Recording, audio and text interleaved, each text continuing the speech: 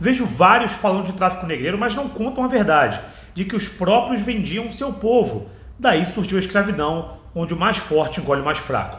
Vou fazer comentários sobre isso exatamente agora. De modo bem objetivo, já tem que começar falando para você que a escravidão é um dado cultural muito mais antigo do que a escravidão moderna e que essa escravidão foi praticada de diferentes modos, por diferentes razões, em diferentes sociedades. Ou seja, a escravidão é um traço muito comum na experiência humana. E é por isso que nós temos estudos específicos para tratar, por exemplo, da escravidão antiga, no interior de Roma, por exemplo, assim como estudos para tratar da escravidão moderna, a partir da colonização estabelecida pelos povos europeus sobre a América e também a partir das relações estabelecidas com o litoral africano, beleza? Então, já de cara é isso aí. Agora, pensando especificamente na escravidão moderna, na relação disso com o Brasil e com a escravidão africana em si, algumas coisas precisam ser ditas. Primeira delas, havia sim escravidão no interior da África, e ninguém está negando isso, né? Muito pelo contrário. Ó.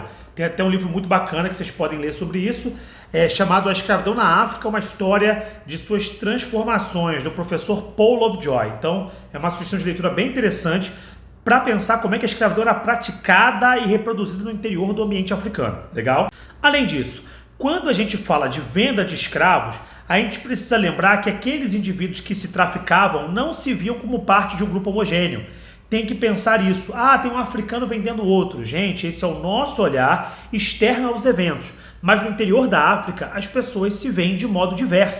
Elas têm múltiplas identidades porque elas têm etnias diferentes, línguas diferentes, tradições, visões de mundo que são diferentes e muitas vezes contrastantes. Então é injusto falar que o africano vendeu o africano, porque em algum grau isso é verdade para quem analisa de modo muito abrangente a questão continental. Mas para quem está vivendo a experiência histórica no cotidiano, não é assim que a coisa funciona.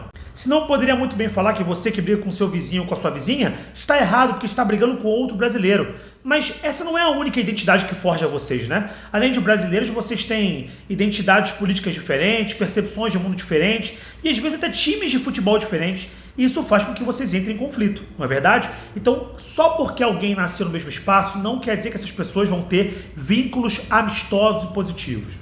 Ademais, a escravidão no Brasil, a escravidão nas Américas como um todo, a escravidão moderna, teve traços muito peculiares. E nesse sentido, o fato de usar escravos para a produção latifundiária, visando a venda de produtos para o mercado externo. Não era uma escravidão por dívida, não era uma escravidão de uma natureza muito específica, particular, como no mundo antigo, ou para obter proteção de um senhor. Era uma escravidão que tirava pessoas da sua terra e mandavam para outra terra, desumanizavam essas pessoas e que tinha um elemento importante de caráter racial colocado, o que não era comum na escravidão em outros locais. Ou seja, não vale ignorar o que vem antes, mas também não dá para poder ignorar as peculiaridades do processo envolvendo o Brasil.